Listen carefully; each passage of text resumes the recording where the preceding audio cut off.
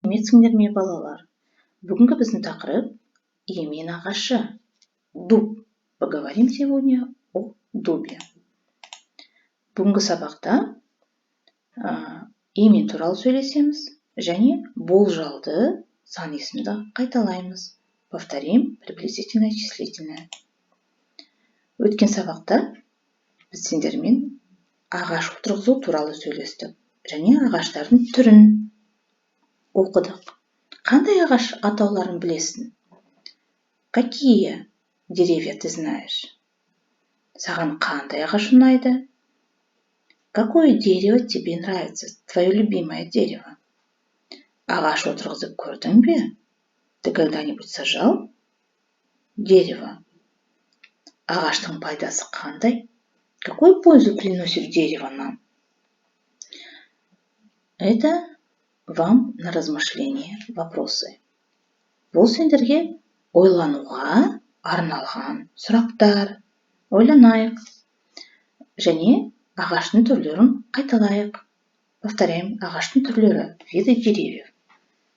Емен, қайың, терек. Тоғай это роща. Да, бізде? Жақсы, балалар.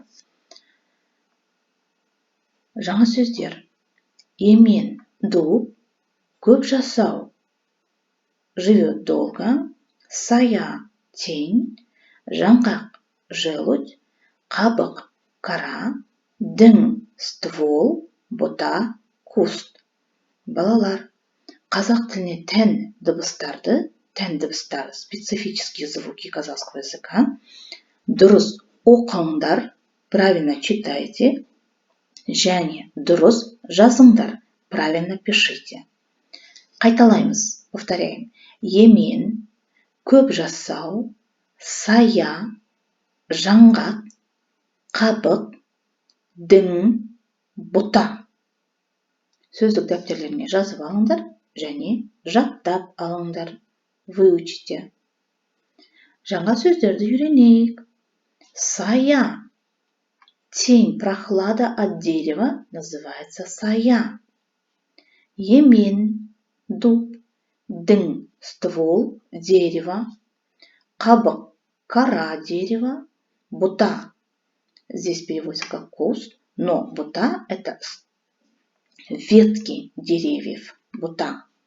Жаңғақ, желудь. Енді осы сөздермен, с этими словами, сөйлем құрайық, составим предложение. 128 бет, екінші тапсырма. Қандай және қанша сұрақтарға жауап бере отырып, сөйлем құрайық. Давайте составим предложение, опираясь на вопросы. Қандай, какой, қанша, сколько. Мынау не? Мынау емен. Емен қандай? Емен ағашы өте үлкен және биік. Оның биіктігі 40-50 метр болады. Қанша? 40-50 метр болады. Биіктігі высота. Мынау не? Бұта. Бұта қандай? Емен ағашының бұталары, ветки дуба, жуан, толстые, кең жайылып өседі. Растут, распускаясь. То есть кроны деревьев широкие, растут широко, кең широко. Мынау не? Мынау жапырақ. Жапырақ қандай? Бұл ағаштың жапырағы, листья этого дерева, ірі, крупные, дөңгелек, круглые или овальные, қою жасыл түсті. Жасыл мы, ребята, знаем, что это зеленый, а қою жасыл это темно-зеленого цвета. Жапырақтар жапырақтардың ұзындығы 7-20 сантиметрдей.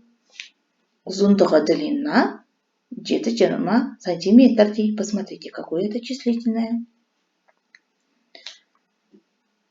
Дің, ствол және қабық, кора. Емен ағашының діңі ствол. дуба ауыр, тяжелый, қатты, твердый, әрі берік, плотный, твердый. Ал қабығы қалың, толстый. Да, ребята? У деревьев, особенно у взрослых деревьев, қабық всегда қалың. Да? Қабықтары қалың болады. Діңнің жуандығы толщина ствола диаметрі бойынша 2 метрге дейін жетеді. Дейін, до. Мынау не? Мынау жаңғақ. Жаңғақ қандай? Жаңғақ ол қызыл қоңыр түсті.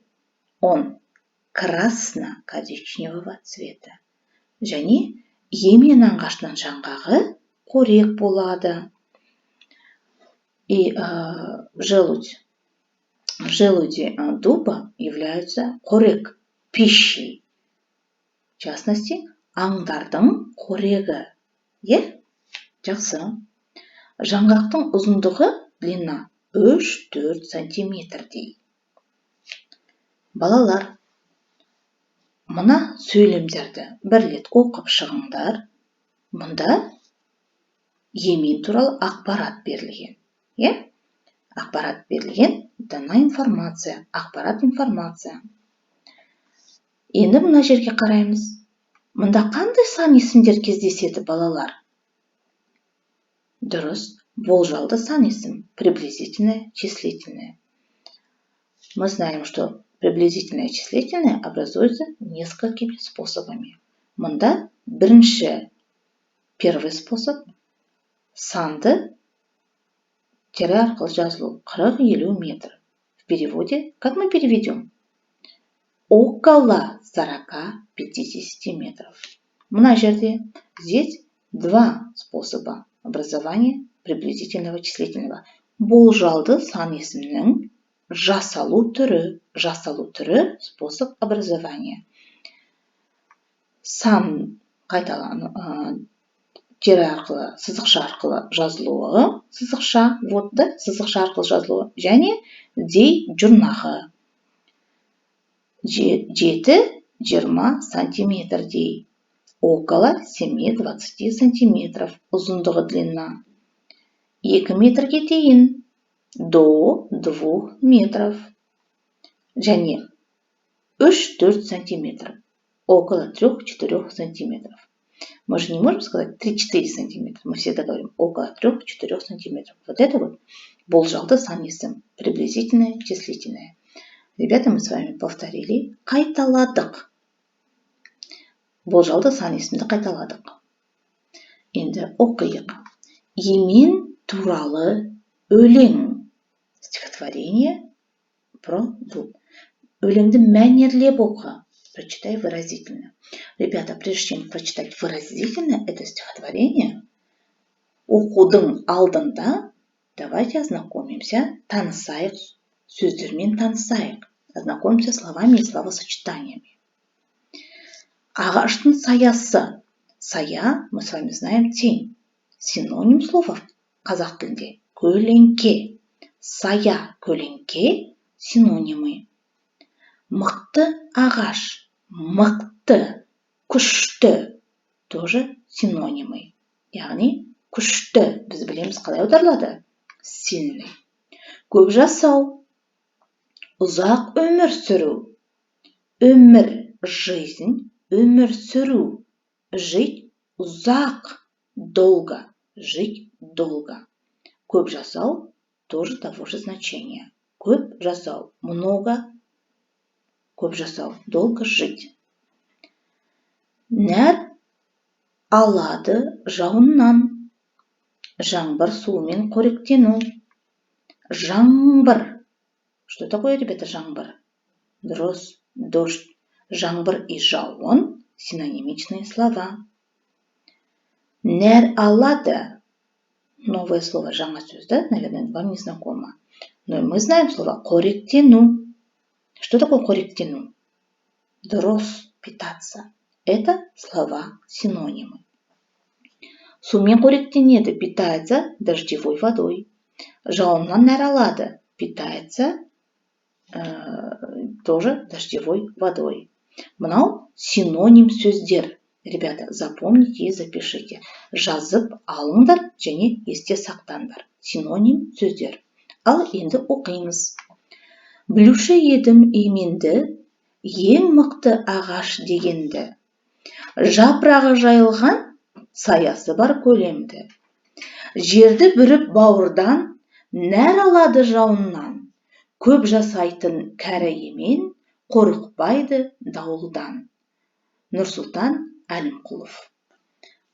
Емен туралы өлең. Енді, ребята, я надеюсь, вам понятно, о чем идет речь. Білуші едім еменді, ең мықты ағаш дегенді. Я всегда знал, что емен ең мықты ағаш, самое сильное дерево дуб. Жапырағы жайқалған, саясы бар көлемді. Листья раскинуты, и поэтому под ним есть сая, сень, көлемді, огромная. Жерді бүріп бауырдан, жер, земля, бауырдан бүріп, то есть раскинул свои корни глубоко в землю, нәр алады жауыннан, и оттуда питается дождевой водой. Көп жасайтын кәрі емен, долго живет старый дуб, и қорықпайды дауылдан. Қорықпайды, не боится чего, ребята, дауылдан? Правильно, урагана, бури. Жақсы балалар, өздерің бір рет оқып шығыңдар. Прочитайте выразительно данное стихотворение. Мәнерлеп оқы. Жақсы балалар, енді үйге тапсырма. 129 бет, 3-ші тапсырма. Ғаламтордан емен туралы мәлімет ізде. Ғаламтор интернет. Мына 3 сұраққа жауапты табыңдар. Найдите ответы на данные вопросы. Емен ағашы қанша жыл өседі? Сколько лет растет или живет дуб? Емен ағашының биіктігі қанша метр болады? Биіктігі высота қанша метр? Емен ағашының қандай пайдасы бар? Пайда, польза. Какую пользу приносит дуб? Осы сұраққа интернеттен, ғаламтордан мәлімет қараңдар. 129 бет, 6-шы тапсырма. Емен мен қайынды салыстыр. Сравни еменді қайынмен. По параметрам. Бірінші, биіктігі высота, жапырағы листья, бұтағы ствол, то есть, извините, ветки, діңі ствол и пайдасы польза. Мына Вен диаграмма бойынша. По диаграммы Вена. Значит, бірінші дөңгелекке еменнің ерекшелігін жазасыңдар. Особенности, ерекшелігі, отличительные черты. Екіншіге қайынды жазасыңдар. Ал ортасына, посередине, что объединяет бұл екі ағашты. Жақсы балалар, если вам все понятно, түсінікті болса, үй тапсырмасын орындаймыз. Сау болыңдар балалар.